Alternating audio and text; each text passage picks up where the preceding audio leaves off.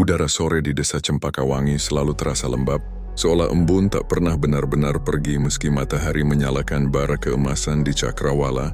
Jalanan tanah yang mengarah ke pesantren An-Nur berkelok di antara pohon jati dan rumpun bambu. Burung-burung gereja melintas rendah, menimbulkan suara sayap yang singkat namun cukup memecah keheningan.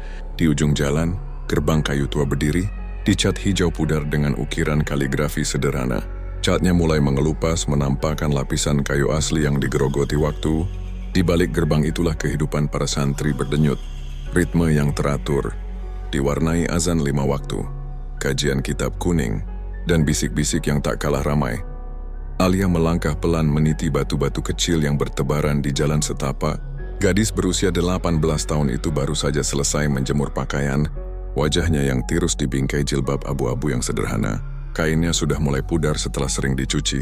Di punggungnya tergantung tas rajut kecil berisi buku catatan dan mushaf Al-Quran.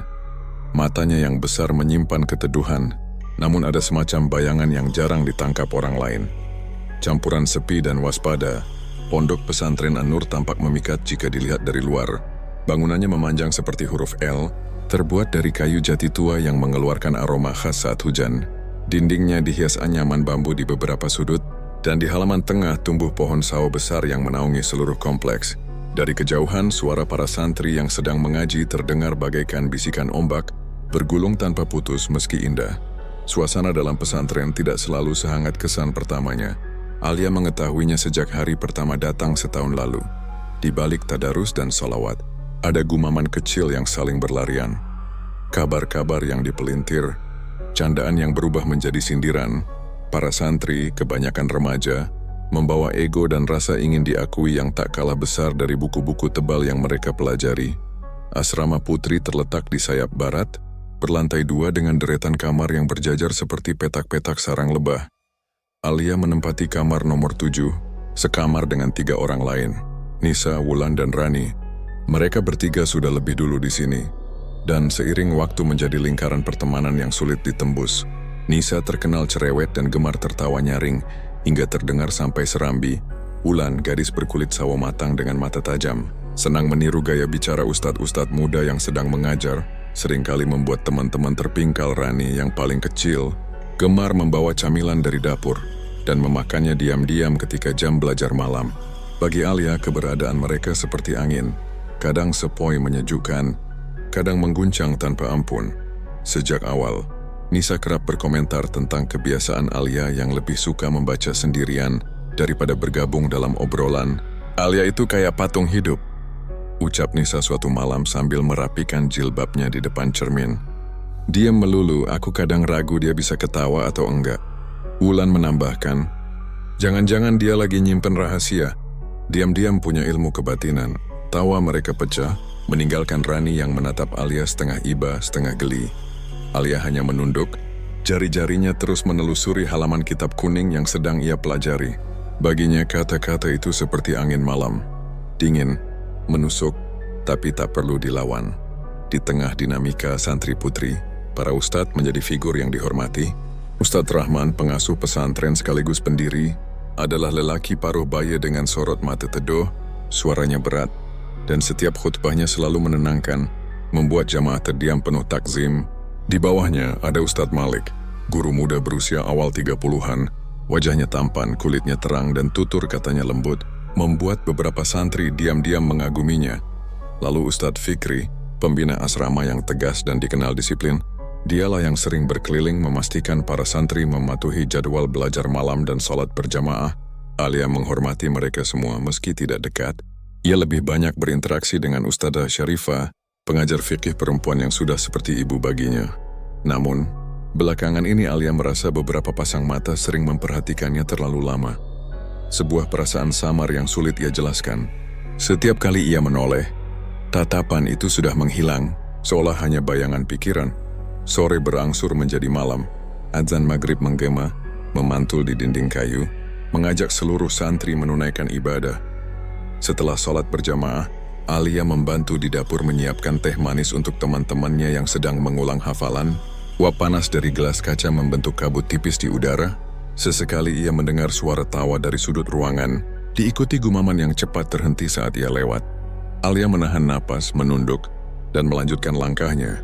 Menjelang Isya, langit gelap diselimuti awan tipis, hujan rintik-rintik mulai jatuh, menimpa atap seng dan menciptakan irama yang menenangkan. Setelah sholat, para santri kembali ke kamar masing-masing. Sebagian masih berbincang, sebagian menekuni kitab. Alia seperti biasa memilih jalan berbeda. Ia melangkah ke serambi masjid yang sepi. Di sana hanya ada suara hujan dan aroma tanah basah yang menyelinap dari halaman. Ia duduk bersila, memandang halaman pesantren yang diterangi lampu kuning redup. Pohon sawo di tengah halaman berdiri kokoh, daunnya bergoyang perlahan. Dari kejauhan, terdengar samar suara jangkrik.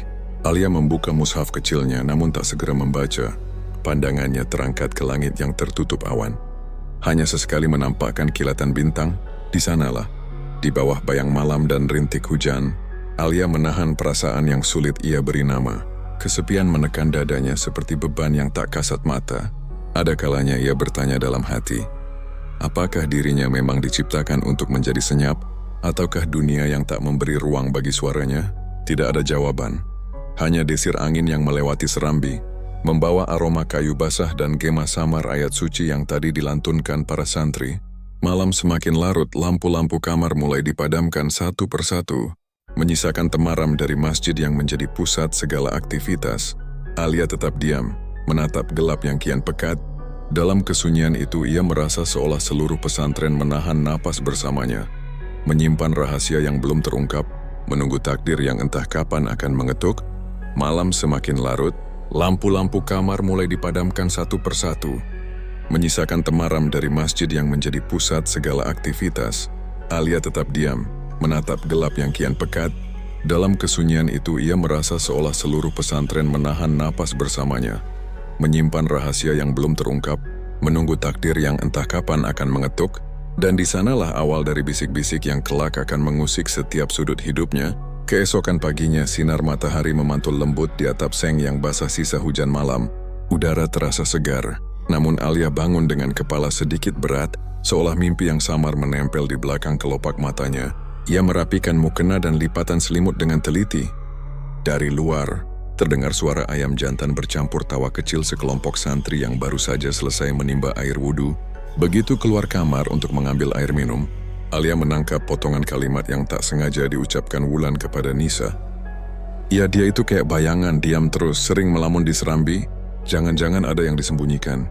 Suara mereka pelan, tapi cukup jelas bagi telinga yang terbiasa mendengar. Saat menyadari kehadiran Alia, keduanya berpura-pura sibuk merapikan sajadah. Mata mereka saling bertukar pandang dengan senyum samar. Hari-hari berikutnya, bisikan serupa semakin sering terdengar saat jam pelajaran tafsir. Ketika Ustazah Syarifah menulis ayat di papan tulis, Alia mendengar gumaman dari bangku belakang. Alia itu aneh ya, jarang senyum, angkuh. Kali tawa kecil menyusul cepat namun tajam. Alia menunduk, menyalin catatan tanpa menoleh. Meski telinganya panas, Wulan dan Nisa yang menempati ranjang sebelah mulai melancarkan gangguan kecil yang awalnya terasa seperti gurauan. Suatu sore, ketika Alia hendak salat, mukena putih kesayangannya menghilang. Ia mencari di sudut lemari, di bawah dipan, hingga ke rak jemuran, namun tak ketemu. Saat hampir putus asa, Wulan datang dengan wajah polos, mengangkat mukena itu dari balik bantalnya sendiri. Ini punyamu ya? Tadi ketuker, katanya. Senyum tipis di bibirnya seperti garis pisau. Nisa terkekeh menahan tawa. Alia hanya mengangguk, mengambil mukenanya tanpa sepatah kata. Gangguan itu berlanjut. Kadang sandal wudunya berpindah tempat, kadang kitabnya diselipkan ke tumpukan buku lain. Tidak ada yang merusak atau menyakiti secara langsung, tetapi pola itu membuat hati Alia mengeras perlahan. Ia menyalurkan perasaan lewat buku harian kecil bersampul biru muda. Setiap malam, setelah semua tertidur, ia menulis dengan rapi. Keluhan yang tak pernah diucapkan, doa yang hanya ditujukan pada Tuhan, dan potongan mimpi yang datang entah dari mana. Di sela keributan kecil itu, ada satu tatapan yang tak bisa ia abaikan. Ustadz Malik, guru muda yang setiap pekan mengajar hadis, tampak beberapa kali memperhatikannya. Bukan tatapan tajam seperti guru menegur murid, melainkan pandangan yang sulit diterjemahkan. Antara iba, penasaran atau sesuatu yang lain saat mengajar, matanya kerap melintas ke arah Alia, lalu cepat berpaling seolah menyadari diri. Alia menunduk setiap kali hal itu terjadi. Tak tahu harus merasa nyaman atau gelisah. Suatu sore setelah kelas berakhir, Alia berjalan melewati halaman menuju dapur. Ustadz Malik berdiri di bawah pohon sawo, berbincang dengan Ustadz Fikri. Ketika Alia lewat, percakapan mereka terhenti sejenak. Malik menatapnya hanya sekejap, namun cukup membuat napas Alia tertahan. Tatapan itu bukan ancaman, tetapi meninggalkan rasa yang sulit dijelaskan, semacam pertanyaan tanpa kata. Suatu sore setelah kelas berakhir, Alia berjalan melewati halaman menuju dapur. Ustadz Malik berdiri di bawah pohon sawo, berbincang dengan Ustadz Fikri. Ketika Alia lewat, percakapan mereka terhenti sejenak.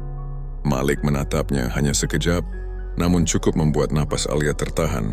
Tatapan itu bukan ancaman, tetapi meninggalkan rasa yang sulit dijelaskan, semacam pertanyaan tanpa kata. Malam turun lagi, membawa angin yang menelusup dari celah jendela kayu. Asrama mulai senyap. Nisa dan Wulan tertidur setelah lelah bercanda. Rani memeluk guling dengan nafas teratur. Alia menutup buku hariannya, memandangi lampu minyak kecil yang berkelip lembut. Di luar, pohon sawo berdesir. Daunnya beradu menciptakan bunyi seperti bisikan jauh. Ketika hendak memejamkan mata, Alia mendengar sesuatu. Awalnya ia kira hanya suara angin, namun lama-lama terdengar seperti langkah pelan di koridor luar kamar.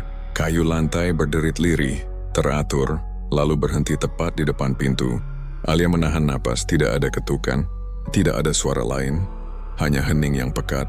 Setelah beberapa detik, derit kayu terdengar lagi. Kali ini menjauh. Perlahan ia bangkit, berjalan hati-hati ke pintu dan menempelkan telinga. Sunyi, hanya suara jangkrik dan desau angin. Merasa tak nyaman, ia kembali ke ranjang, menarik selimut hingga ke dagu. Namun ketika mata hampir terpejam, bunyi lain menyusul, seperti seseorang berbisik dari kamar kosong di ujung koridor. Suaranya samar, seolah memanggil, namun tak bisa dipahami. Alia menegakkan punggung, jantungnya berdegup kencang. Bayangan gelap seakan menari di tepi pandangannya. Ia menatap ke arah jendela, hanya menemukan pantulan lampu minyak yang redup. Malam itu, ia tak benar-benar tidur. Setiap kali memejamkan mata, ia merasa ada mata lain yang mengawasinya dari balik pintu. Bisik dan bayang yang tak dapat dijelaskan menempel di udara, menandai awal dari sesuatu yang belum ia mengerti. Sebuah isyarat bahwa ketenangan pesantren An-Nur mulai retak, meski orang lain masih sibuk dengan gosip dan tawa. Bayangan gelap seakan menari di tepi pandangannya. Ia menatap ke arah jendela, hanya menemukan pantulan lampu minyak yang redup. Malam itu Alia tak benar-benar tidur. Setiap kali memejamkan mata, ia merasa ada mata lain yang mengawasinya dari balik pintu. Bisik dan bayang yang tak dapat dijelaskan menempel di udara, menandai awal dari sesuatu yang belum ia mengerti. Sebuah isyarat bahwa ketenangan pesantren An-Nur mulai retak, meski orang lain masih sibuk dengan gosip dan tawa. Pagi yang datang setelahnya seakan hanya menutup luka malam, bukan menyembuhkannya. Fajar menyalakan cahaya samar di ufuk timur, menyusup lewat celah jendela kayu. Udara basah menyentuh kulit seperti embun dingin. Alia bangun dengan mata berat. Di luar kamar, suara langkah santri lain berbaur dengan adzan subuh yang menggema, memantul ke seluruh penjuru pondok. Ia berdiri, menatap lantai kayu yang semalam menyalurkan bunyi-bunyi ganjil. Tidak ada tanda apa-apa. Seolah malam yang menakutkan itu hanya bayangan pikirannya. Hari itu berjalan seperti biasa. Namun Alia merasa semua orang berbicara sedikit lebih pelan ketika ia lewat. Nisa dan Wulan menahan tawa di sudut dapur, menatapnya sambil berbisik. Di kelas fikih, seseorang menyembunyikan pena kesayangannya. Dan saat ia mencarinya dengan cemas, tawa kecil meledak dari bangku belakang. Tak ada yang mau mengaku. Rasa terasing kian menebal, seperti kabut yang menutup pandangan. Malam harinya, pesantren mengadakan muhadarah, latihan pidato mingguan. Semua santri berkumpul di aula kayu besar, duduk berbaris rapi. Lampu gantung kuning temaram menciptakan bayangan panjang di dinding. Saat gilirannya hampir tiba, Alia merasakan pusing mendadak. Suara-suara di sekelilingnya terdengar seperti dari jauh, bergema dan berputar. Wajah orang-orang kabur, seolah dilapisi kabut. Ia berdiri dengan lutut gemetar, namun pandangan menghitam sesaat. Alia, kamu pucat sekali, bisik Siti, satu-satunya santri yang terkadang menaruh perhatian. Alia menggeleng pelan, menahan diri agar tidak jatuh. Nafasnya tersengal ketika giliran namanya dipanggil. Ia mencoba maju, tetapi langkahnya goyah. Aula terasa seperti berputar. Tangan-tangan mulai menunjuk, beberapa mulut berbisik-bisik. Dalam kekacauan kecil itu, sebuah suara tegas memotong. "Cukup, biar dia istirahat." Ustadz Fikri melangkah maju. Sosoknya tinggi, sorot matanya tajam namun kali ini lembut. "Alia, ayo ikut saya," katanya singkat. Dengan gemetar, Alia mengikuti langkahnya keluar aula, meninggalkan deru bisikan yang tak pernah benar-benar diam. Mereka berhenti di serambi yang diterangi lampu pijar redup. Angin malam membawa bau tanah basah dari kebun jati. Fikri menatapnya penuh perhatian. "Kamu sering tampak lelah belakangan ini, ada yang mengganggu?" Tanyanya, suaranya rendah. Alia menunduk. Kata-kata seperti macet di tenggorokan. Fikri menunggu dengan sabar. Akhirnya ia berbisik, "Saya..." "Tidak apa-apa." Ustadz Fikri menghela napas, menatap sekeliling seolah memastikan tidak ada yang mendengar. "Saya tahu kamu sering diganggu. Beberapa ustadz dan saya sudah memperhatikan. Kami tidak ingin kamu merasa sendirian di sini. Mulai malam ini, jika ada apa-apa, kamu bisa datang ke ruang ustadz. Kami ingin melindungimu. Jangan takut." Kata-kata itu seperti selimut hangat di tengah udara dingin. Untuk pertama kalinya setelah berminggu-minggu, Alia merasa ada seseorang yang mempercayai dan mau melindunginya. Ia menatap Fikri sejenak, lalu menunduk lagi. "Terima kasih, Ustadz." Suaranya nyaris tak terdengar. Setelah mengantarnya kembali ke kamar, Fikri menepuk bahunya ringan. Tanda bahwa pembicaraan selesai. Alia masuk dengan hati yang sedikit lega. Namun begitu pintu tertutup, tawa kecil langsung meledak. Wah. Alia sekarang punya pelindung, cibir Wulan dari ranjangnya. Nisa menimpali. "Iya, tadi aku lihat Ustadz Fikri jalan bareng kamu. Spesial banget ya." Rani menoleh. Raut wajahnya ragu tetapi tidak mengatakan apa-apa. Alia merasakan panas menjalari pipinya. Ia ingin menjelaskan, tapi tahu kata-katanya hanya akan menjadi bahan ejekan baru. Ia meletakkan mukena di gantungan dan memilih diam. Diam selalu terasa lebih aman. Meski kadang menyakitkan, hari-hari berikutnya, ejekan itu berubah menjadi sindiran yang lebih terang-terangan. "Hati-hati, nanti jadi ustadzah muda," bisik Nisa saat mereka antri makan. Wulan menambahkan dengan senyum tajam. "Atau mungkin sudah jadi calon istri ustadz?" Tawa mereka terdengar seperti pecahan kaca di telinga Alia. Ia menahan napas, menunduk lebih dalam, berusaha membuat dirinya sekecil mungkin. Meski begitu, setiap kali bertemu Ustadz Fikri atau Ustadz Malik di kelas, Alia merasa ada jarak aneh yang tercipta. Fikri menatapnya dengan perhatian yang sama seperti malam itu, seolah mengirim pesan diam bahwa ia tidak sendirian. Malik dengan tatapan yang lebih sulit dibaca, beberapa kali menanyakan kabarnya dengan nada lembut. Suatu sore saat Alia sedang menyapu halaman masjid, Malik lewat dan berhenti. "Alia, kalau ada yang membuatmu tidak nyaman, katakan. Kami di sini untuk menjaga kalian." Ucapnya singkat sebelum melangkah pergi. Kalimat sederhana itu membuat dada Alia bergetar, campuran antara lega dan bingung. Di buku hariannya, ia menulis panjang tentang rasa aman yang aneh. "Mungkin Allah mengirimkan mereka untuk melindungiku." Tulisnya dengan tinta hitam. Namun di baris berikutnya tangannya ragu. Ada bayangan samar yang tak bisa ia ungkapkan, semacam firasat yang sulit dijelaskan. Malam semakin larut, suara jangkrik kembali merajut keheningan. Di kamar, Wulan dan Nisa masih berbisik-bisik, kadang diselingi tawa kecil yang sengaja dikeraskan. Alia menarik selimut, memandang langit-langit kayu yang gelap. Ia mencoba mengingat janji perlindungan dari Ustadz Fikri, menjadikannya jangkar untuk bertahan. Tapi jauh di lubuk hatinya, bayangan yang semalam menari di tepi pandangan belum juga hilang. Seakan memberi tanda bahwa ketenangan ini mungkin hanya sementara, dan bahwa ada hal lain, lebih besar, yang sedang mengintai dari balik malam. Hari di pesantren An-Nur berjalan seperti biasa. Matahari memanggang atap seng, menebarkan aroma kayu yang hangus lembab. Alia menunaikan aktivitas rutin, mengulang hafalan, membantu di dapur, menyalin catatan. Namun ada sesuatu di udara yang terasa berbeda. Para santri bercakap dengan nada yang tak biasa, seolah menahan sesuatu yang hanya mereka ketahui. Nisa dan Wulan meliriknya lebih sering, kadang tersenyum samar, kadang saling menyikut. Alia mengabaikan, meski firasatnya menegang. Menjelang malam setelah sholat Isya, Alia duduk di serambi masjid seperti kebiasaannya. Angin dingin membawa aroma tanah basah dari kebun jati. Lampu-lampu di koridor berkelip redup, membuat bayangan panjang di lantai kayu. Saat itulah langkah seseorang terdengar mendekat. Ustadz Fikri muncul. Wajahnya tenang namun matanya menyimpan sesuatu yang sulit ditebak. "Alia," panggilnya lembut. "Bisa ikut sebentar? Ada pembinaan khusus dari para ustadz." Tidak lama, hanya percakapan ringan. Alia ragu sejenak.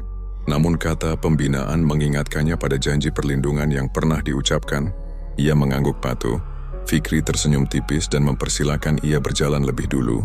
Mereka menelusuri koridor yang sunyi, melewati pintu-pintu kamar yang tertutup rapat. Hanya suara sandal mereka yang beradu dengan lantai kayu. Ruang yang dituju berada di sayap timur, area yang jarang dimasuki santri malam-malam. Pintu kayu tua berderit ketika dibuka. Di dalam, lampu gantung redup menerangi ruangan berisi rak kitab dan meja panjang. Ustadz Malik sudah menunggu, berdiri di sudut dengan senyum yang terlalu datar. Ustadz Rahman, pengasuh pesantren, duduk di kursi besar. Wajahnya tertutup bayangan lampu. Alia menelan ludah, merasa dadanya mengencang. "Pembinaan apa itu, Ustadz?" tanyanya pelan. Rahman menatapnya lama, kemudian berkata dengan nada yang seharusnya menenangkan, "Kami hanya ingin memastikan kamu baik-baik saja. Kami mendengar kamu sering diganggu teman-teman. Kami ingin kamu merasa aman di sini." Kata-kata itu seharusnya menenteramkan, namun ruang itu terasa sesak, udara dingin. Namun keringat dingin merayapi punggung Alia. Tatapan Malik dan Fikri membuatnya gelisah. Ada jarak yang aneh, senyum yang terlalu kaku, dan keheningan yang panjang di sela percakapan. Ia mencoba menenangkan diri, mengingat niat baik yang pernah mereka sampaikan. Namun seiring menit berjalan, percakapan itu berubah. Kalimat-kalimat yang awalnya lembut menjadi samar dan menekan. Mereka berbicara tentang kesetiaan, tentang kepercayaan pada guru, dan cara menjaga rahasia pesantren. Nada suara merendah, berlapis-lapis makna yang tidak ia pahami. Alia menatap lantai, jari-jarinya menggenggam ujung jilbab hingga berkeringat. Rasa takut merambat pelan. Ada getar di udara yang membuat detak jantungnya tak teratur. Ia merasa terkurung meski pintu tidak dikunci. Kata-kata yang seharusnya menenangkan justru terdengar seperti ancaman halus, seperti jerat yang menunggu mengencang. Ketika akhirnya ia sadar bahwa niat pertemuan ini bukan sekadar pembinaan, sudah terlambat. Rasa bingung bercampur ngeri menyesakkan dada. Semua suara di luar ruangan, suara jangkrik, suara angin tiba-tiba terasa sangat jauh. Alia hanya bisa mendengar denyut darahnya sendiri. Ia tak berteriak, suaranya seolah lenyap tercekik di tenggorokan. Yang tertinggal hanya tatapan mata yang memohon, mencari celah untuk keluar. Dalam pikirannya, doa-doa melintas seperti kilat, potongan ayat, nama-nama Allah yang ia hafal. Harapan agar langit menurunkan pertolongan. Tapi malam tetap diam, waktu seakan berhenti, berubah menjadi kabut pekat yang sulit diingat dengan jelas. Hanya perasaan dikhianati yang menetap, tajam seperti duri yang menancap dalam. Entah berapa lama, akhirnya langkah kaki terdengar lagi. Kali ini berat dan tergesa. Alia merasakan udara dingin menyambar ketika pintu belakang dibuka. Dalam keadaan limbung, ia dibawa menuruni lorong sempit yang gelap, jauh dari aula dan kamar-kamar santri. Ustadz Rahman berjalan paling depan. Suaranya datar memberi perintah singkat yang tak sepenuhnya ia pahami. Malik dan Fikri menyertainya. Bayangan mereka memanjang di dinding seperti sosok tak berbentuk. Mereka berhenti di depan gudang tua di ujung komplek. Bangunan yang jarang dipakai, dindingnya berlumut dan pintunya karatan. Hanya lampu minyak kecil yang menggantung, memancarkan cahaya kuning pucat. Udara di dalam pengap, berbau debu dan kain lapuk. Tanpa banyak kata, pintu ditutup dari luar. Alia duduk di lantai kayu yang dingin, tubuhnya gemetar. Kegelapan menelan ruangan, hanya menyisakan titik cahaya kecil dari celah papan. Ia mencoba memanggil, tapi suaranya serak, tenggorokan kering oleh rasa takut. Setiap detik terasa seperti jam. Ia memeluk lutut, berusaha menahan gemetar sambil berdoa agar seseorang menemukan dirinya. Di kejauhan, ia mendengar suara tahlil dari masjid, irama doa yang biasanya menenangkan.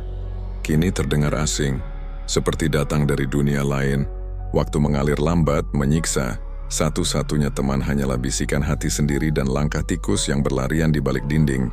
Jam mungkin telah berganti hari ketika akhirnya kesadaran Alia mulai memudar. Antara kantuk, dingin, dan ketakutan, pikirannya melayang. Ia teringat rumahnya yang jauh di desa. Senyum ibunya, aroma masakan sederhana, dan suara ayahnya yang lembut. Semua itu terasa begitu jauh, seperti bayangan di balik kabut tebal. Ketika subuh tiba, langit di luar gudang mulai menua dengan cahaya biru pucat. Tapi tak ada yang datang, pintu tetap tertutup, kunci besi bergeming. Alia tak tahu apakah ia sedang bermimpi atau benar-benar terjebak di asrama putri. Nisa dan Wulan terbangun dan segera menyadari satu hal. Ranjang Alia kosong. Mereka saling pandang, cemas bercampur heran. Dia kabur.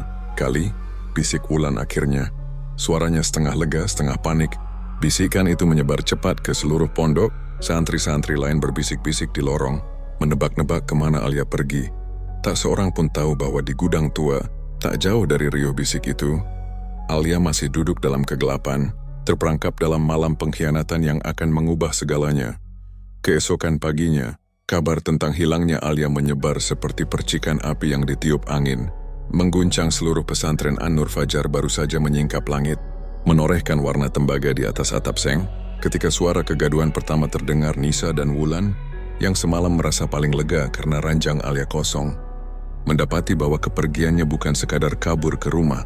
Mereka menemukan buku catatan dan pakaian Alia masih tertata rapi. Tidak ada tanda-tanda ia menyiapkan perjalanan. Bisikan pun menjalar cepat di antara santri lain. Alia hilang. Di ruang tengah asrama putri, para santri berkumpul dengan wajah penuh tanya. Beberapa menebak bahwa Alia pulang diam-diam ke kampung. Yang lain menduga ia lari ke kota. Namun nada suara mereka mengandung lebih banyak rasa ingin tahu daripada kekhawatiran. Bagi sebagian besar, Alia hanyalah sosok pendiam yang jarang disukai. Kepergiannya bukan kehilangan besar. Pihak pengurus pesantren segera mengetahui kabar itu. Ustadz Rahman mengumumkan sesudah sholat duha. Suaranya tenang namun kaku. Santri bernama Alia diduga pulang ke rumah tanpa izin. Kita akan menghubungi keluarganya.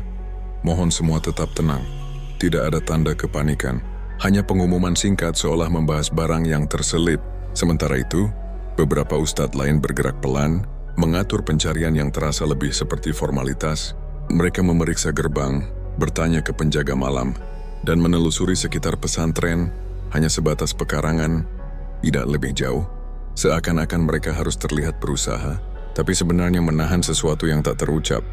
Di balik semua itu, hanya satu orang yang benar-benar gelisah, Siti. Sahabat lama Alia sejak masa sekolah dasar yang kebetulan juga menuntut ilmu di pesantren yang sama. Siti dan Alia jarang terlihat bersama akhir-akhir ini karena perbedaan kelas dan jadwal, namun persahabatan mereka tetap terjalin lewat surat-surat kecil yang kadang diselipkan di rak mushaf. Ketika mendengar kabar hilangnya Alia, Siti merasakan dorongan aneh di dadanya, campuran rasa takut dan tekad. Ia tahu Alia tak mungkin pergi tanpa berpamitan, apalagi meninggalkan catatan harian yang selalu dijaga. Siti teringat tatapan mata sahabatnya beberapa malam sebelumnya. Teduh tapi menyimpan kegelisahan, seolah meminta tolong tanpa kata. Hari itu, Siti memutuskan untuk menyelidiki sendiri. Ia berkeliling ke tempat-tempat yang biasa dikunjungi Alia. Serambi masjid, kebun jati, bahkan sudut perpustakaan yang jarang didatangi. Di setiap tempat ia hanya menemukan keheningan. Di serambi masjid, sisa embun pagi masih menempel di lantai kayu. Siti duduk sebentar, memejamkan mata, mendengarkan suara burung dan desau angin. Bayangan Alia hadir begitu nyata di benaknya. Gadis yang suka duduk di sini setelah Isya, menatap langit seolah berbicara dengan bintang. "Di mana kamu, Li?" Bisiknya lirih, namun pencarian Siti tak mendapat dukungan. Ketika ia mencoba menanyakan kepada pengurus asrama, jawabannya selalu sama. Alia pulang ke rumahnya, nak. Tidak perlu cemas. Bahkan ketika Siti berani menanyakan kepada Ustadz Rahman, ia hanya mendapatkan tatapan yang membuatnya menggigil. Tatapan datar yang seolah menutup segala pintu tanya. Hari-hari berikutnya, suasana pesantren seperti kembali normal, setidaknya di permukaan. Kegiatan mengaji, belajar kitab, dan gotong royong berjalan seperti biasa. Para santri kembali bercanda, tawa mereka memenuhi koridor kayu. Namun bagi Siti, ada sesuatu yang berbeda di udara. Semacam keheningan yang bukan sekadar ketenangan, melainkan ruang kosong yang menekan dada. Pada malam kedua setelah Alia dinyatakan hilang, Siti keluar dari asrama untuk mencari udara segar. Bulan menggantung rendah, cahayanya pucat menyapu kebun jati. Angin membawa aroma tanah dan daun kering. Ketika ia melewati gudang tua di ujung kompleks, langkahnya melambat tanpa sadar. Pintu kayu yang jarang dibuka itu tampak lebih gelap dari biasanya. Seolah menyerap cahaya bulan, Siti berhenti. Ada desir samar dari balik dinding, bukan suara hewan, tapi lebih seperti helaan napas yang sangat jauh. Ia menahan diri untuk tidak mendekat. Jantungnya berdegup keras, dan entah kenapa bulu kuduknya berdiri. Langkah-langkah cepat terdengar dari belakang. Seorang ustadz penjaga malam menegur, Siti sudah larut. Kembali ke asrama, Siti menoleh dengan gugup dan mengangguk, meski matanya masih tertuju pada gudang yang kini terlihat benar-benar sunyi. Keesokan harinya kabar datang bahwa keluarga Alia sudah dihubungi. Pengumuman singkat disampaikan selepas zuhur. Keluarga Alia sedang mencari informasi. Kita doakan semoga mereka segera bertemu putrinya. Ustadz Rahman mengucapkannya dengan suara berat, namun tatapannya tetap tak menyingkapkan apa-apa. Beberapa santri mulai melupakan kejadian itu. Wulan dan Nisa bahkan kembali bercanda. Meski kini dengan nada sedikit canggung, mereka bercerita bahwa mungkin Alia memang ingin bebas, meninggalkan kehidupan kaku pesantren. Tawa mereka terdengar palsu di telinga Siti. Malam ketiga, Siti kembali ke serambi masjid. Kali ini ia membawa mushaf Alia yang ditemukannya di rak kitab. Hal yang aneh karena Alia tak pernah meninggalkan mushaf kesayangannya. Di tepi halaman depan, angin malam bertiup lembut, membawa suara jangkrik. Siti membuka halaman yang di dalamnya terdapat secarik kertas kecil. Potongan doa yang ditulis tangan Alia. Ya Rab, lindungi hamba-Mu dari kegelapan dan dusta. Kalimat itu mengguncang hati Siti. Rasa curiga semakin mengeras, ia yakin Alia tidak sekadar pergi. Ada sesuatu yang disembunyikan pesantren ini, sesuatu yang lebih gelap daripada sekadar kabar santri kabur. Namun di luar dirinya, semua kembali seperti semula. Kegiatan harian tetap dijalankan, pengajian malam tetap ramai, hanya saja setiap kali angin berhembus melewati kebun jati, Siti mendengar bisikan samar, seperti suara Alia memanggil namanya dari kejauhan. Dan di tengah kesibukan yang pura-pura normal itu, gudang tua di ujung komplek berdiri tak tersentuh, menyimpan rahasia yang semakin menyesakan. 40 hari telah lewat sejak kabar hilangnya Alia, dan kini seluruh pesantren bersiap untuk tahlilan, sebuah upacara doa yang seharusnya menjadi penutup duka. Meski tidak ada yang berani mengakui bahwa duka itu lebih kelam daripada yang terucap, sejak pagi halaman pesantren An-Nur ramai dengan persiapan. Para santri menata tikar di serambi masjid, menyiapkan air zam-zam dan nampan berisi kurma. Ustadz Rahman memimpin dengan ketenangan yang aneh, senyum tipisnya tak pernah goyah. Di sudut lain, Ustadz Malik dan Fikri memeriksa pengeras suara.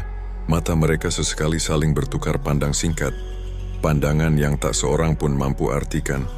Desas-desus mengatakan keluarga Alia telah ikhlas menerima kemungkinan bahwa putri mereka tak akan kembali. Tidak ada kabar lebih jauh, tidak ada laporan polisi yang berlanjut. Pesantren seolah menutup lembaran ini dengan doa, bukan penyelidikan. Bagi sebagian besar santri, tahlilan malam nanti hanyalah formalitas, sebuah ritual untuk menenangkan arwah seseorang yang hilang. Meski mereka tak pernah benar-benar mengakuinya sebagai kematian, Siti merasakan keganjilan itu lebih tajam dari siapapun. Sejak malam-malam pertama, ia sering terjaga oleh mimpi gelap. Bayangan kebun jati yang berembus angin dingin, suara langkah yang tak terlihat, dan aroma tanah basah yang menusuk. Ketika pengumuman tahlilan disampaikan, hatinya mencelos. Seakan-akan orang-orang di sekitarnya tahu sesuatu yang ia tidak ketahui.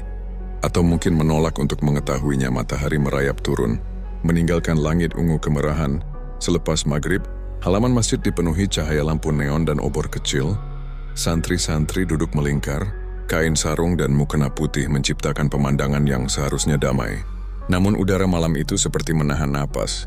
Angin berhembus tanpa suara, membawa aroma kayu basah dan, entah kenapa, wangi anyir yang samar. Ustadz Rahman membuka acara dengan bacaan basmalah. Lantunan tahlil pun mengalun. Ayat demi ayat mengisi ruang malam. Awalnya semua berjalan lancar hingga tiba-tiba, cetak, lampu utama masjid padam serentak. Suasana gelap sekejap. Hanya tersisa cahaya redup dari beberapa obor. Tahlil terhenti. Suara bisik-bisik menggema. Sebagian santri menahan teriak. Tenang, mungkin listriknya terganggu, ujar Rahman. Suaranya berusaha tetap mantap. Ia memberi isyarat pada panitia untuk memeriksa saklar. Namun bahkan sebelum mereka bergerak, suara aneh terdengar dari ruang belakang masjid. Lantunan ayat lirih namun jelas, dengan nada sumbang, seperti seseorang membaca Al-Quran dengan tajwid yang sengaja dipelintir. Suasana berubah mencekam. Beberapa santri saling pandang, sebagian menutup telinga. Siti merasakan bulu kuduknya meremang. Ia mengenali irama ayat itu. Ayat yang dulu sering dibaca Alia saat menenangkan diri di serambi masjid, hanya saja kini terdengar serak. Seolah keluar dari tenggorokan yang basah tanah, Rahman segera memimpin istighfar. Namun suara fals itu justru semakin nyaring.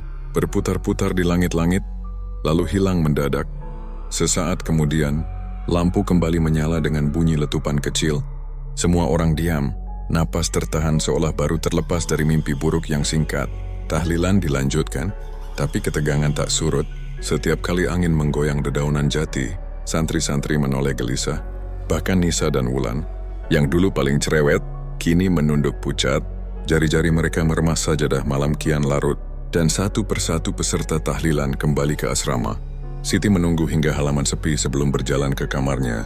Ia tak bisa menghilangkan suara fals itu dari kepalanya. Di lorong, bayangan lampu seolah memanjang mengikuti langkahnya, menimbulkan ilusi bahwa ada orang lain berjalan di belakang. Saat akhirnya ia tertidur, mimpi itu datang. Dalam mimpi, Siti berdiri di tengah kebun jati yang dilumuri kabut perak, daun-daun berjatuhan tanpa suara. Di kejauhan, sosok perempuan berjalan perlahan mendekat, jilbabnya lusuh, warnanya pudar menjadi abu-abu tanah. Wajahnya samar, seolah tertutup tirai kabut, namun Siti tak ragu mengenalinya. Alia, Alia, Siti memanggil. Suaranya pecah oleh Ishak. Di mana kamu selama ini? Sosok itu berhenti beberapa langkah di depannya.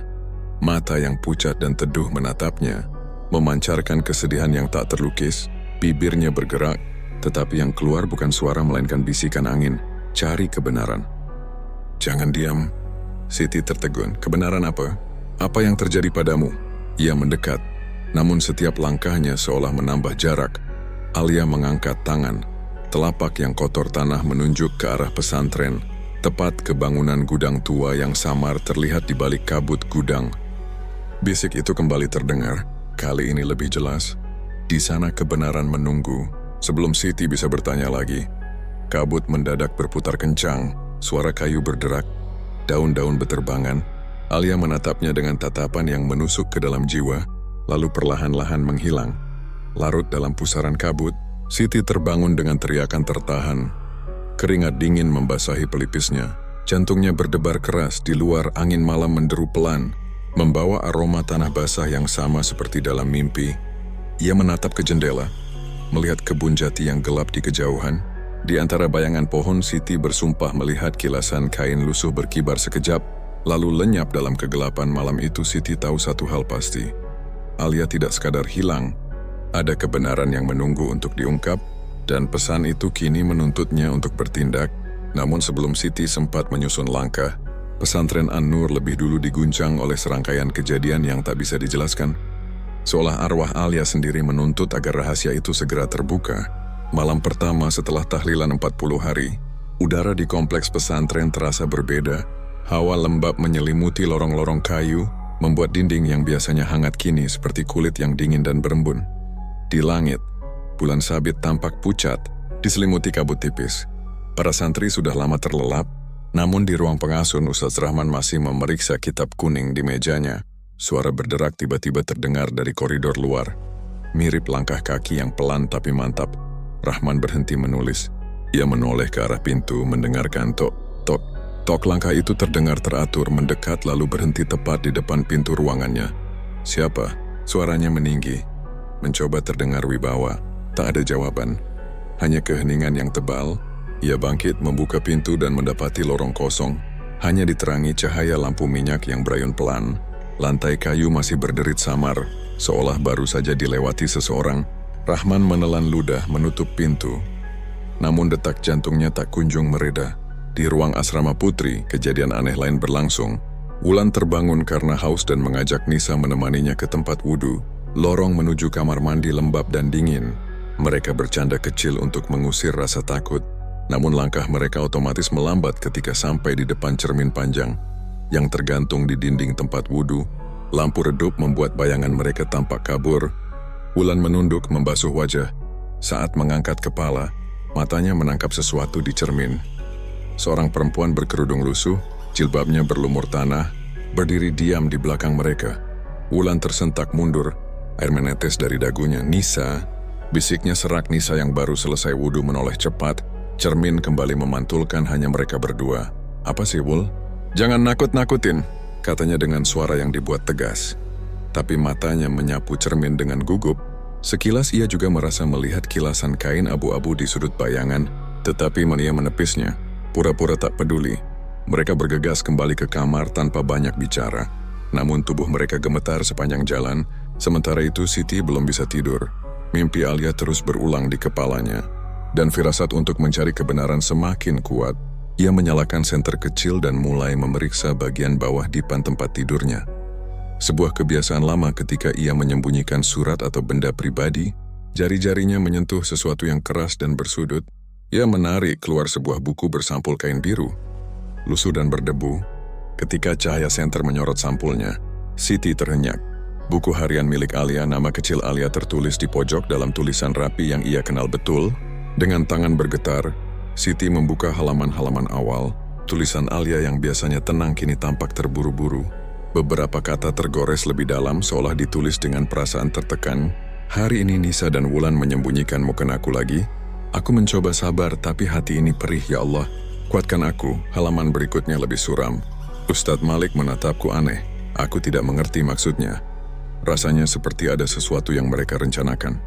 Siti menahan napas. Setiap kalimat terasa seperti potongan puzzle yang menuntunnya pada rahasia gelap. Pada halaman terakhir yang tertulis, Alia menulis, "Malam ini mereka memanggilku, katanya untuk pembinaan khusus. Semoga benar demi kebaikan aku ingin percaya. Ya Rabb, lindungi aku dari keburukan yang tak aku pahami." Tidak ada kelanjutan setelah itu, hanya halaman kosong yang seolah menunggu diisi oleh jawaban. Siti menutup buku dengan tangan gemetar. Ingatan akan tatapan mata Alia dalam mimpi tadi malam terlintas kembali. Cari kebenaran. Di luar angin malam mengguncang daun jati, menimbulkan suara gesekan yang mirip bisikan. Siti memandang ke jendela, merasakan hawa dingin yang seolah menembus kaca. Di kejauhan, samar-samar terdengar lagi suara langkah, pelan, teratur. Mendekati asrama, ia menahan napas, menempelkan telinga ke dinding kayu. Tok, tok, tok. Langkah itu berhenti tepat di depan pintu kamar santri. Detik demi detik berlalu dalam sunyi. Lalu suara itu perlahan menjauh, menghilang ke arah koridor yang menuntun ke gudang tua. Siti memeluk buku harian itu erat-erat. Malam terasa panjang, dan untuk pertama kalinya ia benar-benar yakin. Apapun yang menunggu di gudang tua itu, bukan hanya sekadar bayangan ketakutan, melainkan kebenaran yang selama ini dikubur bersama Alia. Begitu azan subuh berkumandang, Siti langsung beranjak. Suara azan itu terdengar aneh, serak dan bergetar, seolah muazin kehilangan tenaga. Ia menoleh ke arah menara masjid dan merasa bulu kuduknya meremang. Udara pagi memang sering lembab, tapi kali ini sejuknya menusuk seperti kabut dari dalam bumi. Santri lain tampak tak acuh, hanya beberapa yang saling pandang heran sebelum kembali merapikan sajadah. Sepulang salat, Siti menyelinap ke sudut asrama, membuka kembali buku harian Alia di bawah cahaya temaram. Halaman demi halaman ia baca lebih teliti, tulisannya penuh ungkapan hati, namun semakin ke belakang, kata-katanya menjadi gelisah. Ustadz Malik menatapku lagi lama, ada rencana yang tak ku ketahui. Aku berdoa semoga pembinaan yang mereka maksud benar-benar pembinaan rohani. Bukan hal lain, Wulan dan Nisa terus menuduhku angkuh. Kadang aku ingin pulang, tapi ibu memintaku bertahan. Katanya ilmu agama harus dikejar dengan sabar ya Allah. Lindungi aku dari niat buruk. Setiap kalimat menusuk dada Siti, rasa marah dan sedih bercampur, membuatnya ingin segera berlari ke kantor pengurus. Tapi ia tahu tak seorang pun akan percaya. Para ustadz yang dihormati semua orang. Siapa yang berani menuduh mereka tanpa bukti selain catatan pribadi? Ketika bel belajar berbunyi, Siti menutup buku harian itu, menyembunyikannya di balik mukena. Sepanjang pelajaran pikirannya melayang. Ia mulai memperhatikan gerak-gerik para ustadz, terutama Ustadz Malik dan Ustadz Rahman. Tatapan mereka tampak normal di mata santri lain. Tetapi Siti menangkap sesuatu yang ganjil. Senyum yang tidak sampai ke mata. Bisik-bisik singkat setiap kali berpapasan. Malam berikutnya gangguan aneh kembali muncul saat sesi mengaji bersama. Kitab suci yang tersusun rapi di rak tiba-tiba jatuh satu persatu. Seperti didorong tangan tak kasat mata, para santri terlonjak kaget. Beberapa beristighfar keras-keras. Ustadz Rahman buru-buru menenangkan dengan mengatakan raknya longgar. Tapi Siti yakin ada yang berbeda. Getaran di udara seperti menahan napas, menunggu sesuatu. Ketika semua kembali ke kamar masing-masing, Siti mendengar kabar yang membuatnya makin resah. 3 santri putri mendadak demam tinggi tanpa sebab. Mereka meracau dalam tidur menyebut nama yang sama, Alia. Dia minta tolong. Kebenaran. Begitu kata salah seorang yang sempat sadar sejenak sebelum jatuh pingsan lagi. Wulan dan Nisa juga terlihat pucat. Siti memperhatikan dari kejauhan. Dua gadis yang biasanya cerewet itu kini saling berbisik. Sambil menatap ke arah koridor gelap yang mengarah ke gudang tua, ada ketakutan yang tidak bisa mereka sembunyikan. Di tengah kegelisahan itu, Siti memutuskan menyelidiki lebih jauh. Malam ketiga, ketika semua tertidur, ia membawa senter dan buku harian Alia. Ia menelusuri lorong kayu mengikuti firasat. Langkahnya berhenti di depan gudang tua, tempat yang disebut-sebut angker sejak lama. Bau lembab dan tanah basah tercium tajam. Pintu kayu tertutup rapat, namun engselnya longgar. Siti membuka buku, menyalakan senter kecil. Di halaman terakhir yang sempat ditulis Alia, ia menemukan catatan yang sebelumnya terlewat. Coretan samar di pinggir halaman seperti tergesa-gesa. Jika aku tak kembali rahasiaku di sini, kebenaran hanya Allah yang tahu. Coretan itu diikuti gambar kecil menyerupai kunci. Siti menatap pintu gudang. Hatinya berdebar kencang, seolah menjawab kegelisahannya. Angin malam mendadak bertiup kencang, menggoyangkan ranting dan membuat engsel pintu berderak. Dari dalam terdengar bunyi lirih, seperti bisikan ayat suci, tapi fals patah-patah ya Allah. Desa Siti, suara itu mirip lantunan Al-Fatihah, tetapi nada dan pengucapannya terdengar serak dan putus. Merinding ia mundur selangkah, namun rasa penasaran menahannya. Tiba-tiba lampu koridor padam serentak, gelap pekat menelan seluruh bangunan. Dari arah masjid terdengar azan, tetapi suaranya jauh lebih parau dibanding subuh tadi. Serak, seperti keluar dari tenggorokan yang dipenuhi tanah. Para santri yang terbangun menjerit ketakutan, sebagian berlari keluar kamar, sebagian membaca doa keras-keras. Siti merapat ke dinding, memeluk buku harian itu. Di tengah kekacauan, ia merasa ada kehadiran yang mengawasinya. Dingin dan mendesak, bayangan samar melintas di ujung koridor. Kain jilbab lusuh berkibar perlahan, suara langkah mendekat. Tok, tok, tok, persis seperti yang ia dengar malam sebelumnya. Siti menahan napas, tapi kali ini ia tak mundur. Di antara detik yang mencekam, samar-samar ia mendengar bisikan lembut namun jelas, suara yang tak mungkin ia lupakan. Siti, temukan kebenaranku. Lampu tiba-tiba menyala lagi. Lorong kembali sepi, hanya terdengar suara santri yang saling memanggil dengan panik. Siti memandang pintu gudang yang masih tertutup, tapi hatinya yakin, kunci rahasia itu ada di balik pintu tua itu, menunggu saatnya terbongkar. Ia menggenggam buku harian Alia erat-erat. Apapun yang terjadi, ia harus mengungkap kebenaran, meski seluruh pesantren tampak dipenuhi bayang dan bisik yang menguji keberaniannya malam demi malam. Hari itu udara terasa lebih berat. Para santri masih membicarakan azan parau dan lampu yang padam serentak semalam. Bisik-bisik ketakutan menyusup di setiap sudut asrama. Namun pengurus pesantren bersikeras menyebutnya gangguan listrik atau uji keimanan. Siti tahu, penjelasan itu tak akan meredam teror yang nyata. Di antara semua yang ketakutan, hanya beberapa orang yang mendekat kepada Siti. Mereka yang diam-diam percaya ada sesuatu yang disembunyikan. Ada Rani, yang dulu sering ikut menggoda Alia tapi kini tampak menyesal. Ada Fajar, santri putra yang sering membantu bagian kebersihan. Dan Lina, sahabat lama Siti yang juga sempat dekat dengan Alia di awal masa belajar. Mereka bertiga menatap Siti dengan campuran cemas dan tekad. Aku rasa ini bukan sekadar kebetulan, bisik Rani pelan. Aku mimpi lagi Alia. Dia memanggil namamu, Sid. Siti menarik napas panjang. Kita harus melakukan sesuatu, doa bersama, tahlil. Apa saja dia butuh kita. Malamnya ketika jam belajar resmi usai, mereka berkumpul diam-diam di serambi kecil samping masjid. Cahaya bulan menembus celah-celah dinding kayu, menebarkan bayangan lembut. Mereka menyalakan beberapa lilin karena tak berani menyalakan lampu. Suara jangkrik berpadu dengan desir angin, menciptakan irama yang menenangkan sekaligus mencekam. Siti membuka doa dengan bacaan yang fasih. Suaranya tenang meski jantungnya berdegup kencang. Ayat-ayat suci melingkupi udara, memantul di dinding kayu tua. Satu persatu mereka melanjutkan tahlil, memohon ampunan bagi arwah Alia. Aroma lilin bercampur wangi kayu basah mengisi hidung. Saat doa memasuki bacaan Yasin, hembusan angin dingin menyapu serambi. Lilin bergoyang hebat, namun tak padam. Rani berhenti membaca, matanya membesar. Siti, lihat, bisiknya di ujung serambi. Bayangan samar perlahan membentuk sosok. Cahaya bulan menyingkap siluet perempuan berkerudung lusuh. Ujung kainnya basah tanah, wajahnya pucat, Tetapi mata itu, mata yang dulu selalu menunduk, kini menatap mereka dengan kilatan tak tergambarkan. Siti merasakan dingin menelusup ke tulang. Ia tahu sosok itu. Alia, namun tak ada teriakan. Hanya keheningan yang membuat setiap helaan napas terdengar keras. Alia, Siti memanggil, suaranya nyaris bergetar. Kami berdoa untukmu, apa yang kau inginkan. Bayangan itu bergerak mendekat. Langkahnya tak menimbulkan suara, hanya menambah hawa dingin di sekitar. Bibirnya perlahan bergerak meski tak terdengar jelas. Mereka menangkap bisikan yang seperti keluar dari dasar sumur. Kebenaran harus terungkap. Rani menutup mulut, menahan isak. Lina merapat ke Siti. Siti menahan keberanian dan bertanya lagi. Siapa yang menyakitimu, Alia? Tunjukkan pada kami.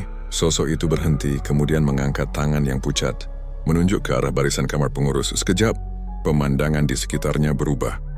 Lilin-lilin memercik cahaya, dan dalam sekelebat kilatan, mereka melihat bayangan 3 pria berdiri di belakang Alia.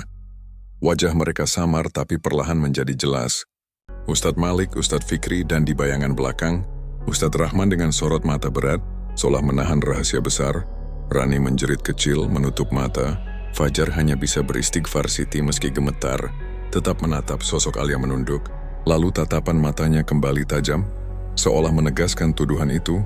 Bisikan kembali terdengar, lebih tegas, mereka, dan dia menutupinya. Sekonyong-konyong, udara berdesir kencang, lilin-lilin padam serentak, menyisakan gelap pekat dalam kegelapan. Suara langkah berat terdengar dari arah kamar pengurus. Mereka saling berpandangan meski tak bisa saling lihat. Mereka merasakannya. Ketika salah satu pintu kayu berderit terbuka, cahaya lampu minyak menyorot sebagian serambi. Ustadz Rahman berdiri di sana, wajahnya keras. Kalian sedang apa tengah malam begini? Suaranya dalam, menahan emosi. Di belakangnya bayangan Ustadz Malik dan Fikri tampak samar, seolah mereka baru saja datang atau sudah lama mengintai. Siti menelan ludah, menyembunyikan buku harian di balik jubahnya. Kami hanya tahlilan untuk Alia, Ustadz, katanya dengan suara yang ia paksa tetap tenang. Mata Ustadz Rahman menyipit. Tahlilan tengah malam? Kalian membuat cerita aneh, menakuti santri lain. Ia melangkah mendekat. Namun Siti memperhatikan keringat dingin yang mengilap di pelipisnya, kontras dengan udara yang justru semakin dingin. Di detik itu, kilat menyambar jauh di langit. Sekejap serambi kembali diterangi cahaya putih. Sosok Alia masih berdiri di belakang para ustadz, hanya terlihat oleh Siti dan teman-temannya. Menatap tajam seolah menembus hati nurani. Tatapan itu membuat Ustadz Malik dan Fikri tampak gelisah. Malik bahkan mundur setapak. Bibirnya bergetar meski tak bersuara. Ketika kilat meredup, bayangan Alia memudar, namun kehadirannya meninggalkan jejak. Aroma tanah basah yang menyengat, dingin yang tak hilang, dan sebuah pesan tak terucapkan yang menggema di dada Siti. Ia tahu pertarungan belum selesai. Arwah Alia telah menuntut kebenaran. Dan sekarang mereka semua, terutama para pelaku, tidak bisa lagi bersembunyi di balik jubah kesalehan. Siti memandang lurus ke mata Ustadz Rahman. Di balik tatapan itu, ia melihat ketakutan yang sama dengan yang dirasakannya sendiri. Rahasia kelam yang selama ini terkubur kini mulai terkuak, dan tidak ada yang bisa menghentikan arwah Alia untuk menuntut pengakuan dosa. Sejak pertemuan menegangkan di Serambi, suasana pesantren berubah drastis. Para santri membicarakan hal-hal aneh yang kian sering terjadi. Lampu kamar mati menyala sendiri. Air wudhu tiba-tiba mengalir deras meski keran tertutup rapat, dan azan terdengar parau pada jam-jam yang tak lazim. Rasa was-was menular, membuat siapapun menatap setiap sudut dengan cemas. Namun yang paling mencolok adalah keadaan ketiga Ustadz. Ustadz Malik, yang biasanya gagah dan selalu menegakkan punggung, kini berjalan seperti orang sakit. Lingkar hitam pekat menghiasi matanya konon. Ia sering terbangun di tengah malam mendengar bisikan ayat yang terpotong-potong. Seolah ada yang mengaji tepat di telinganya, Ustadz Fikri tak kalah aneh. Tangannya kerap memerah seperti memar, padahal ia tak pernah jatuh. Ia beberapa kali terlihat berbicara sendiri, menoleh ke sudut ruangan kosong dengan wajah panik, sementara Ustadz Rahman, yang selama ini menjadi figur wibawa, mulai kehilangan kendali. Setiap kali memimpin salat, suaranya bergetar, dan ia kerap menghentikan. Bacaan mendadak seolah mendengar sesuatu yang tak didengar jamaah lain. Kabar tentang keanehan mereka cepat menyebar di antara para santri. Sebagian menganggap ini hukuman Allah bagi orang yang menutupi kebenaran. Sebagian lain masih menyangkal. Namun ketakutan mereka nyata. Siti mengamati semua itu dengan hati berdebar. Ia tahu arwah Alia sedang menekan para pelaku agar mengakui dosa yang mereka sembunyikan. Malam-malam berikutnya menjadi puncak kegelisahan. Santri putra melaporkan bahwa pintu kamar para ustadz berderak sendiri setiap lewat tengah malam. Kadang terdengar ketukan pelan di pintu mereka. Diiringi suara lirih memanggil nama, Malik, Fikri, Rahman. Tidak ada yang mengaku mengetuk, dan setiap kali pintu dibuka, lorong selalu kosong. Siti dan teman-temannya, Rani, Fajar, dan Lina, merasa inilah saatnya bertindak. Mereka tak ingin arwah Alia terus menanggung amarah tanpa penyelesaian. Setelah diskusi singkat, mereka sepakat mengumpulkan keberanian untuk menuntut kebenaran di depan jamaah pesantren. Pada malam Jumat, mereka memilih waktu usai sholat Isya, saat semua santri dan pengurus berkumpul di masjid untuk pengajian rutin. Suasana masjid yang biasanya damai terasa tegang. Lampu gantung berayun pelan, menebarkan cahaya kuning temaram yang membuat bayangan panjang di dinding kayu. Siti berdiri di barisan depan bersama Rani. Fajar dan Lina jantungnya berpacu, tetapi ia yakin langkah ini benar. Ketika pengajian hampir selesai, Siti mengangkat tangan, meminta izin berbicara. Semua mata menoleh, termasuk ketiga ustadz yang duduk di deretan mimbar. Maafkan saya, suara Siti terdengar jelas meski gemetar. Tapi ada kebenaran yang harus diungkap malam ini. Tentang Alia, bisik-bisik langsung memenuhi ruangan. Nama itu masih jadi luka bagi sebagian santri. Ustadz Rahman mengernyit, berusaha menenangkan dengan gerakan tangan. Anak-anak, ini bukan waktunya, ini waktunya Ustadz. Potong Siti, suaranya tiba-tiba mantap. Kami tahu Alia tidak hilang begitu saja. Kami tahu ada yang menutupinya. Keheningan seketika menggantung. Ustadz Malik menunduk, tangannya bergetar di atas lutut. Ustadz Fikri menelan ludah. Wajahnya pucat pasi. Rani maju setapak, air mata menetes. Kami semua diganggu. Kami mendengar bisikan, Alia meminta keadilan. Tiba-tiba suara keras seperti benda berat jatuh menggema dari arah mihrab. Jamaah terperanjat, lampu gantung berkelip lalu padam, meninggalkan cahaya remang dari lilin-lilin kecil di sudut masjid.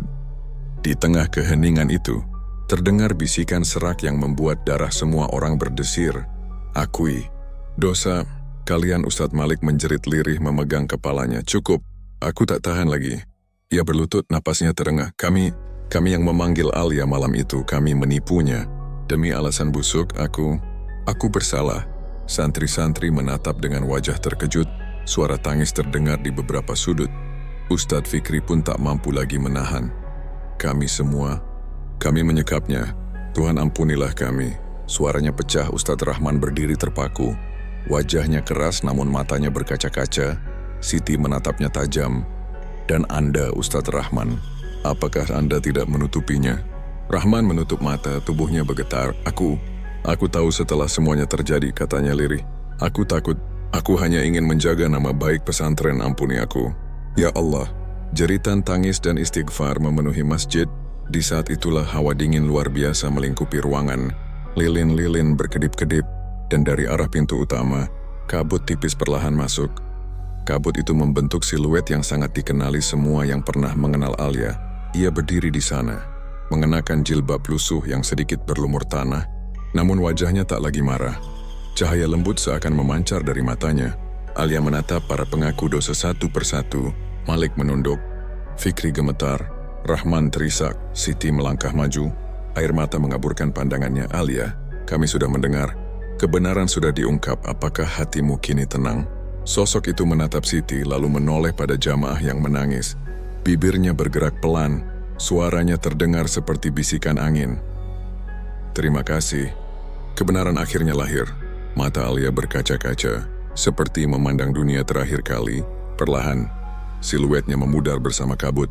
Aroma tanah basah yang khas menyelinap, lalu lenyap meninggalkan keheningan mendalam. Lampu gantung menyala kembali, seolah tak pernah padam. Tak ada yang berani bicara beberapa saat.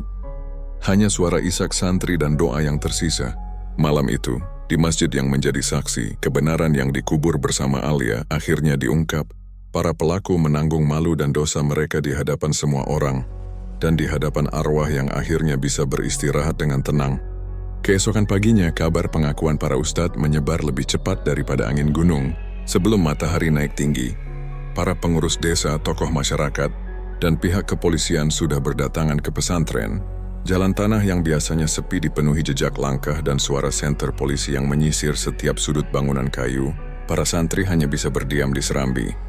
Sebagian masih pucat, sebagian lain berbisik lirih seakan takut membangunkan kembali arwah yang baru saja memberi keadilan. Ustadz Malik dan Ustadz Fikri digiring keluar dengan tangan terikat, wajah tertunduk. Rahman menyusul di belakang, meski tidak dengan borgol, karena kesalahannya berupa penutupan fakta. Meski begitu, sorot mata warga padanya penuh kekecewaan. Selama ini mereka menghormatinya sebagai panutan, kini mereka menatapnya dengan campuran marah dan iba. Tidak ada kata-kata yang bisa memulihkan kepercayaan yang hancur. Polisi menutup sebagian area pesantren untuk penyelidikan. Gudang tua yang menjadi tempat terakhir Alia mengembuskan napas ditemukan dengan bekas-bekas yang menegaskan kebenaran cerita Siti. Tanah basah, kain lusuh, dan sisa-sisa kayu yang menunjukkan tanda bekas sekapan. Beberapa warga menutup mulut ngeri sekaligus sedih. Pondok ini akan kami bekukan sementara, ucap Kepala Kepolisian Desa tegas. Kami akan memastikan keadilan ditegakkan. Para santri mengangguk pelan. Tidak ada yang berani membantah. Mereka tahu keheningan bukan lagi pilihan. Hari-hari berikutnya, pesantren seolah berubah menjadi tempat perenungan massal. Salat berjamaah tetap diadakan, tetapi nuansanya berbeda. Tidak lagi hanya ritual, melainkan seruan batin untuk memohon ampun. Siti menjadi pusat perhatian, bukan karena sensasi tetapi karena keberaniannya. Banyak santri mendekat, memohon maaf karena pernah menutup mata atas perlakuan buruk kepada Alia. Rani, yang dulu kerap mengejek, kini selalu berada di sisi Siti. Menatap tanah dengan penyesalan yang tak habis-habis, di tengah sorotan yang datang dari media dan warga, Siti memutuskan mengadakan tahlil besar. Alia pantas mendapatkan doa yang layak, katanya pada pengurus baru yang ditunjuk sementara. Bukan sekadar tahlil terburu-buru seperti dulu, tapi doa yang benar-benar mengiringinya pulang. Malam tahlil tiba dengan langit yang cerah, bulan bundar menggantung tinggi, memantulkan cahaya lembut ke halaman pesantren. Ratusan warga hadir, membawa wewangian dan hidangan sederhana. Suara lantunan ayat suci bergema dari pengeras suara, menembus langit malam. Udara terasa hangat, berbeda dari dingin mencekam yang dulu menyelimuti tiap teror, seolah alam pun ikut merestui. Siti duduk di barisan depan. Hatinya tenang namun penuh rasa haru. Saat doa mencapai puncaknya, angin berembus pelan, membawa aroma wangi melati yang tak berasal dari manapun. Beberapa orang menoleh heran, tetapi Siti hanya menutup mata, merasakan kehadiran yang lembut, seperti sapaan diam dari sahabat lama. Ia tahu Alia mendengarkan. Setelah tahlil usai, para santri dan warga pulang satu persatu. Pesantren kembali sepi. Siti memutuskan bermalam di sana. Meski sebagian santri memilih tinggal bersama keluarga sampai keadaan benar-benar pulih, malam itu, ketika bulan menyorot lembut melalui jendela kayu, Siti tertidur dengan hati yang lebih ringan daripada sebelumnya. Dalam tidurnya, ia bermimpi. Ia berada di halaman pesantren yang sama, namun pepohonan jati bersinar keperakan, diterangi cahaya bulan yang lebih terang dari biasanya. Di bawah cahaya itu berdiri Alia. Wajahnya bersih, jilbabnya putih seperti kapas dan senyumnya. Senyum itu meneduhkan jiwa. Tak ada lagi tanah basah, tak ada lagi mata penuh duka, hanya ketenangan Alia. Siti memanggil lembut. Alia menatapnya dengan mata yang penuh rasa terima kasih.